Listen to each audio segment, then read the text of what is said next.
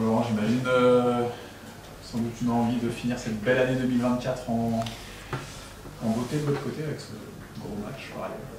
Ah oui, c'est un gros match, oui. Mais enfin, le dernier, c'était un gros match aussi. Hein.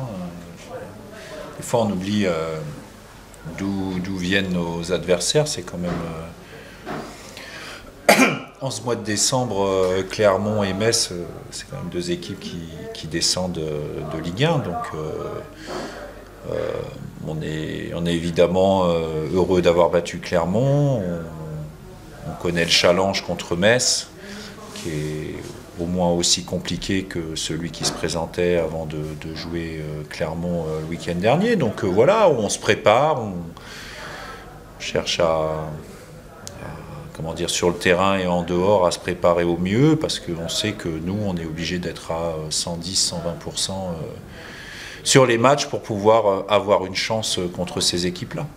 Un duel de haut tableau entre deux équipes qui sont sur une bonne dynamique.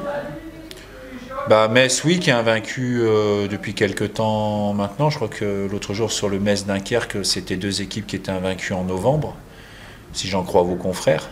Je n'ai pas vérifié. Mais oui, puis c'est une équipe qui, de par son passé, la qualité de ses joueurs, la qualité de son recrutement aussi,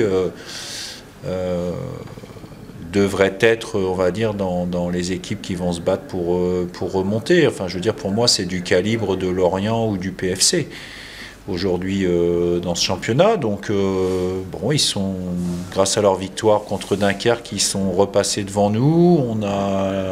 On les reçoit, il y a 3 points en jeu. Les prendre, ce serait extraordinaire pour nous. Ça nous permettrait de repasser devant. Eux, ils ont aussi cette nécessité de gagner s'ils ne veulent pas être distancés voire rattraper les deux leaders en fonction du résultat qu'il y aura à 14h en début d'après-midi samedi, puisqu'ils se rencontrent. Donc c'est des matchs qui sont super intéressants à jouer et on apprécie, en tout cas, même si on sait que c'est difficile, mais on apprécie. C'est une belle façon de terminer l'année. Ça, on verra. Vous savez, c'est marrant, j'ai en mémoire ce match qu'on avait fait contre Metz à l'époque, qui était le match qui suivait juste notre exploit à Marseille en Coupe de France. Et Metz nous avait battu 3-0. Et c'est ce que j'ai dit, je racontais ça et je le raconte encore. J'avais jamais eu autant de félicitations après une défaite à domicile 3-0, parce que tout le monde était encore sur son petit nuage du match de Coupe de France. Non, voilà, c'est une équipe solide, avec des joueurs expérimentés, des joueurs talentueux devant, qui vont vite. Ouais, c'est du lourd, comme on dit. Maintenant, à nous de nous préparer et puis de chercher à faire un bon résultat, en tout cas le meilleur résultat possible. Sur l'année, là, si je me suis trompé, tu as 53 points en 34 matchs sur l'année civile. Qu'est-ce que ça t'inspire? C'est beaucoup, quand même. Je ne suis pas sûr qu'il y ait 34 matchs, mais bon, je les recompterai. Sur le nombre de points, je suis d'accord. C'est beaucoup. Voilà, j'avais pas l'intention d'en parler là, mais j'attendais le dernier match pour pouvoir en parler. Mais oui, c'est beaucoup de points. Sur une année civile, c'est beaucoup de points. Rapporté au nombre de matchs, à la moyenne de points et à ce que ça pourrait faire sur 38 ou 34, c'est beaucoup de points, mais bon voilà, le mérite il en revient aux joueurs, le mérite il en revient aussi, il faut se remettre à ce début d'année 2024 aussi aux dirigeants, aux actionnaires du club qui à un moment donné ont fait aussi un effort conséquent pour aider l'équipe, parce qu'il y a un an on était dans la difficulté et avec nos 19 points après 19 journées, on se retrouvait relégable pour la première fois depuis longtemps, mais on se retrouvait relégable. Donc c'est vrai que c'était... Enfin, c'est une année pour l'instant qui est bonne. On va essayer de la rendre très très bonne. Et c'est important de le souligner.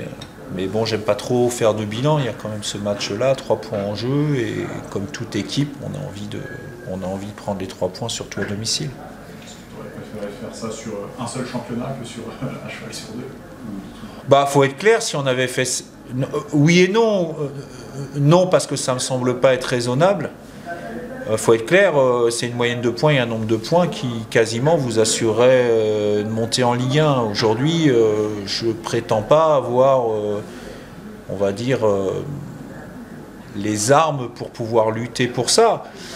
Après, temporairement et ponctuellement, à l'image un peu de ce qu'a fait Brest contre le PSV Eindhoven hier, voilà, on a des caractéristiques un peu identiques. On sait qu'il y a des choses qu'on ne sait pas faire ou qu'on ne peut pas faire, mais par contre, on a des arguments à faire valoir en termes d'état d'esprit, d'investissement et de don de soi. Et à la fois, c'est respectable, je pense. Et puis c'est aussi des valeurs aujourd'hui qui font plaisir aux gens qui regardent, parce que je trouve aussi que, enfin je veux dire, je ne veux pas rentrer dans des débats philosophiques, mais c'est un peu aussi, on va dire, dans la vie de tous les jours, ce qu'aujourd'hui, ce dont on manque un petit peu, on va dire, dans la vie, y compris extra-sportive. Donc c'est bien quand on peut aller au stade et voir des gens qui se donnent autant. La solidarité affichée, notamment en deuxième mi-temps, clairement, c'était assez impressionnant aussi. Ça t'a plu, quoi? Ça me plaît beaucoup. Voilà. Et je trouve que on a évidemment des progrès à faire dans certains domaines. On en a conscience, on y travaille, mais je trouve que ces aspects-là sont très importants. Il faut les entretenir, il faut le souligner, il faut féliciter les joueurs quand ils sont capables de le faire. Il faut être très vigilant parce que ça peut vite disparaître. Parce qu'on pense parfois qu'on peut se passer de ça pour faire autre chose, et c'est là qu'on est en danger. Mais en tout cas, je trouve très respectable, et en tout cas, j'ai beaucoup de respect et d'admiration pour les joueurs de ce groupe qui sont capables de faire ça, pas seulement là sur ce match, mais je dirais quand même depuis le début de la saison, et même depuis plusieurs saisons maintenant. Ça tient à quoi cette ambiance, que cette mayonnaise-là prenne? Je pense que c'est un club. Voilà, un club, ça part de haut en bas, de bas en haut. Ça va de l'évolution, des évolutions à voir, d'un terrain d'entraînement il y a 3 ans et demi qui était quasiment en friche, à aujourd'hui un centre d'entraînement qui commence à ressembler à quelque chose, mais encore une fois sans que ce soit luxueux, loin de là. Des gens aussi dans l'effectif avec des cadres, je cite souvent ceux-là, mais il n'y a pas que, mais comme Flo Escalès, Vincent Pajot et Ahmed Kachi, qui sont des garants en termes d'attitude, mais aussi dans le vestiaire pour être vigilants. Et quand vous avez des gens qui les emmènent comme ça, qui emmènent les plus jeunes, à un moment donné, ils suivent. Nous, le staff, on cherche à la fois être très attentif pour que ça reste. Comme je l'ai dit tout à l'heure, on a aussi eu des actionnaires, des dirigeants qui à un moment donné ont su prendre conscience de peut-être du danger qui existait et quelque part des efforts qu'il fallait faire pour faire venir certains joueurs. Certains sont toujours là, certains sont repartis. Voilà, après la difficulté encore une fois c'est de maintenir ça à tout point de vue, y compris financier. Parce qu'il ne faut pas croire qu'une fois qu'on l'a acquis, c'est acquis pour toujours. C'est ce qu'il y a de plus difficile à maintenir. Sur ce match, il y a notamment Hugo de Mons qui revient de suspension. Quelle importance il tient un peu dans ton équipe cette année, notamment cette trouvaille de l'avoir mis un petit peu plus haut sur le terrain aussi depuis quelques mois maintenant, quoi. Il fait partie des gens qui sont revenus en janvier 2024, même si on avait eu un épisode auparavant. Il fait partie des gens au même titre que Capit, Djoko, qui nous ont permis de retrouver cette efficacité dans le temps, hein, parce que si vous regardez sur l'année 2024 le nombre de points, vous regarderez en janvier-février ce qu'on a pris comme points, il n'y en avait pas beaucoup. Hein. Sur les 53 dont vous parlez en 2024, c'est presque à partir du 1er mars qu'on les a pris, hein, parce que je crois que c'est 4 points en janvier-février ou quelque chose comme ça. Donc imaginez, il nous apporte une touche technique, il nous apporte la qualité de ses coups de pied arrêtés. Après, il va sûrement sourire quand il va m'entendre, mais je peux le dire parce qu'il le sait, et je lui dis et je lui reproche. C'est à la fois un point fort, mais il faut qu'on fasse attention et qu'il fasse attention aussi à un moment donné à ne pas devenir un point faible. parce que, et c'est là tout le challenge qui lui reste pour les années qui lui restent encore. Moi, je lui ai dit clairement, je trouve que c'est un joueur qui n'aurait pas dû faire une carrière en Ligue 2. Voilà, donc il a certains points que je ne vais pas développer là, mais je trouve qu'il a certains points sur lesquels il faudrait encore qu'il soit meilleur. Il avance, marque des buts maintenant, ce qu'il n'avait pas fait depuis longtemps. Mais aujourd'hui, le football, on a beau dire ce qu'on veut, qu'on soit un joueur physique, technique, enfin ce que vous voulez, c'est l'efficacité. Voilà. Et donc, quand vous êtes un joueur et que vous voulez simplement tripoter le ballon juste pour vous faire plaisir et puis se dire on joue au foot, etc., mais qu'à l'arrivée, il n'y a pas de résultat, il n'y a pas de stade, ça ne sert à rien. Quand vous avez des qualités techniques et c'est un pied comme il a, parce qu'il a quand même un pied, je dirais, pour la Ligue 2 qui est au-dessus du niveau, on va dire, global de la Ligue 2, ben, il faut des stats, des passes D, des buts, et en ça, il a bien avancé. Je pense que le positionnement, le repositionnement l'aide, à condition qu'il aille dans les bonnes zones pour faire ça. Et parfois, en tout cas, j'aime pas trop quand il vient dans certaines zones pour le faire. Mais encore une fois, il va sourire, parce qu'il le sait, mais je suis très, très heureux qu'il soit là et vous savez, on a, et ça je le dis parce que humainement c'est quelque chose de très important, c'est quelqu'un qui après le fameux match du PFC, quand on a perdu en même temps qu'il y avait le fameux Bordeaux-Rodez qui nous quittait parce qu'il était en prêt, mais c'est quelqu'un qui est toujours resté très concerné et très attentif à l'évolution du dossier, je dirais, pendant que d'autres qui étaient encore sous contrat, je citerai personne, pensaient déjà à fuir et à se sauver compte tenu de la difficulté qui se présentait. Yo, lui, sans être directement concerné par contrat, il est resté très digne et je dirais il a su aussi à distance garder cette solidarité et c'est quelque chose qui pour moi, qui à mes yeux est très très important.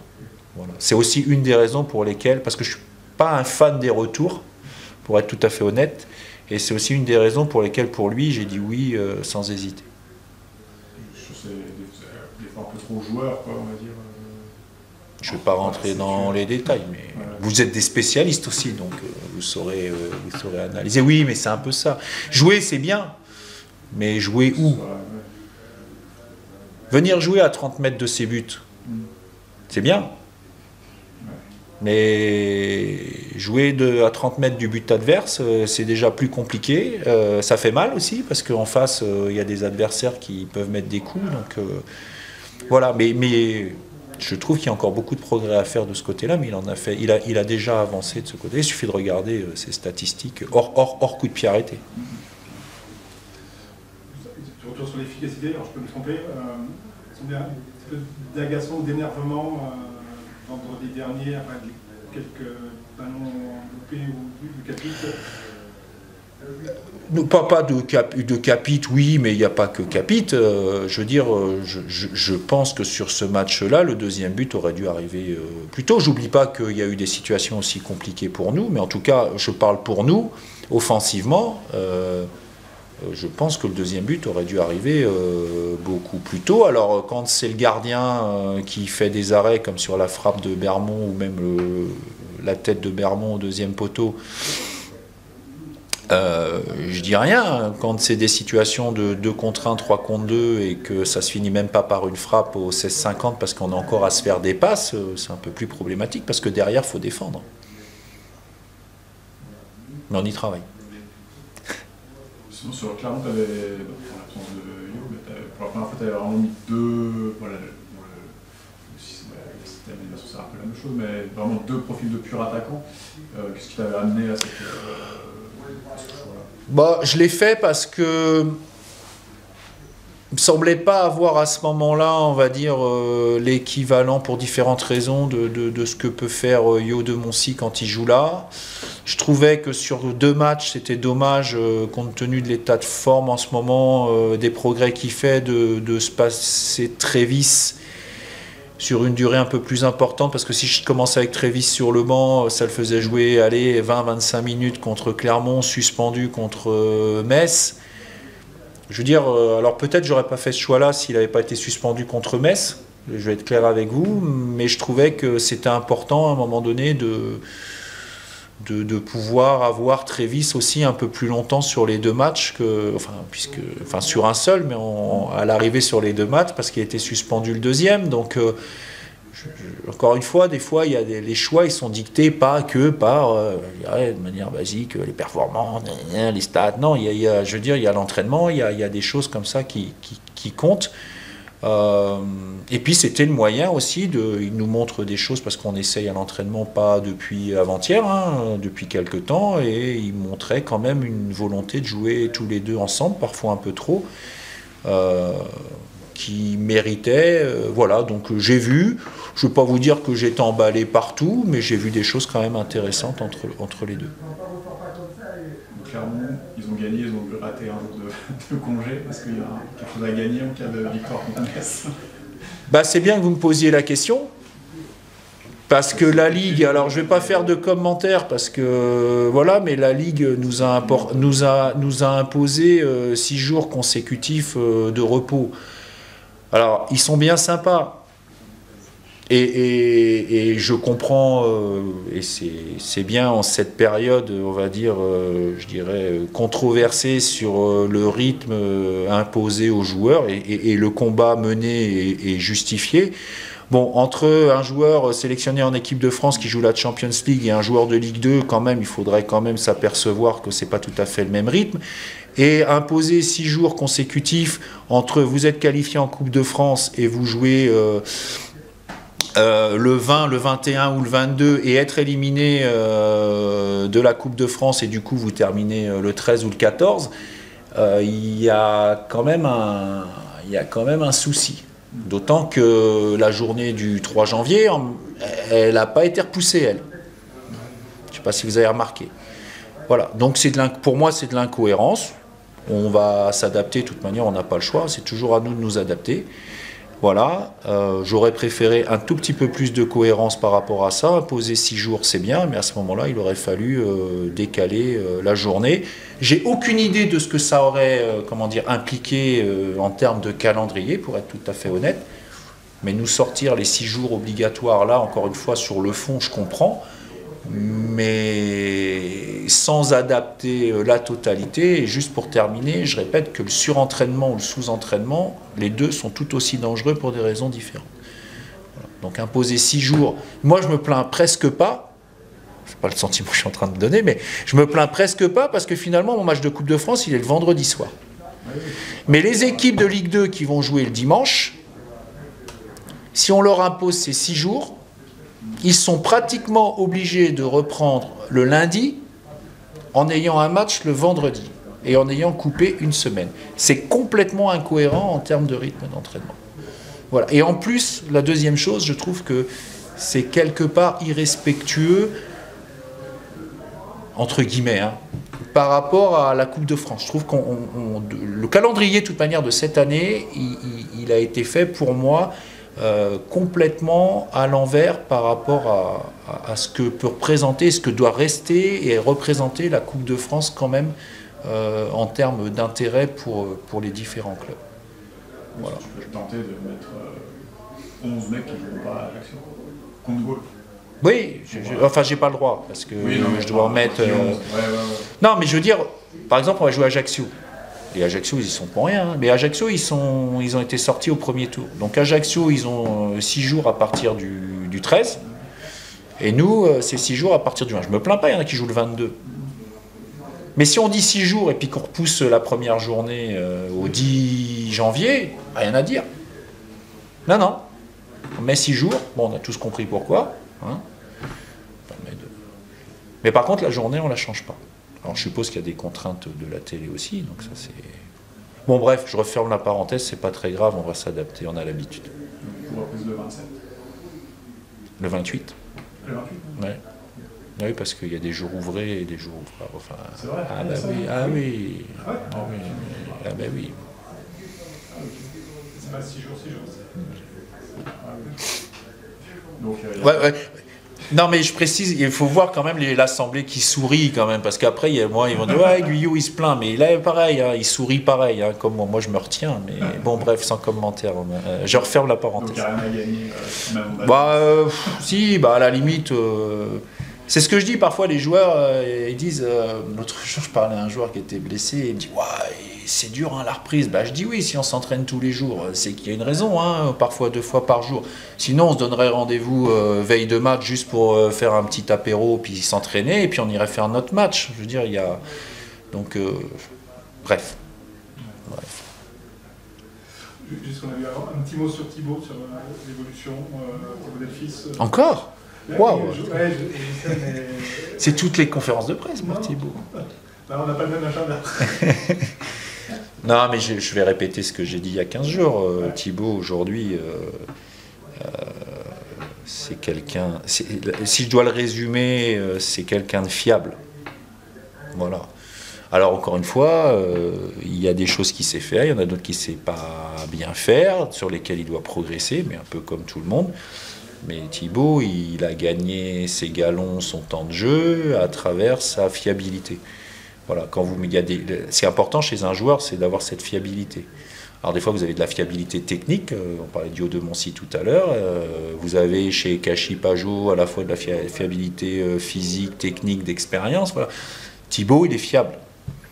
Et quelque part, au fur et à mesure, vous savez, c'est les joueurs qu'on n'attend pas. J'avais pris l'exemple de Claude Puel à l'époque. Claude Puel, il était remplaçant chaque début de saison. À l'arrivée, il faisait plus de 30 matchs à chaque fois.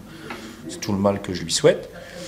Mais voilà, je peux pas vous dire c'est un titulaire, mais je veux dire à part entière ou indiscutable. Mais en même temps, quand on regarde le temps de jeu, finalement, il en est pas loin.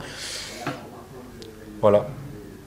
Et puis c'est un gars de la région, donc c'est très bien, c'est parfait. Un petit peu sur le groupe, du coup Dago de Rouen. Dago de Rouen suspendu, Bilmas toujours à août. Petit espoir pour Chasselet, enfin pour Gaulle? Non. Non. Puis pour l'instant, match de Gaulle dans une semaine, mais c'est pas ma préoccupation. Pour l'instant, je m'occupe de Metz et puis on verra chaque chose en son temps. Ouais. Voilà, et puis je pense que j'ai fait le Ahmed qui est un petit peu... Non, Ahmed, il n'y a pas d'inquiétude particulière, il sera là. On a besoin de notre capitaine quand même. Oui. Non, il sera là. Il sera là. Il n'y a pas Gauthier, je crois que je n'ai pas vu. Gauthier qui est pour l'instant en soins, mais j'ai pas d'informations pour vous dire qu'il est forfait au moment où je joue pas.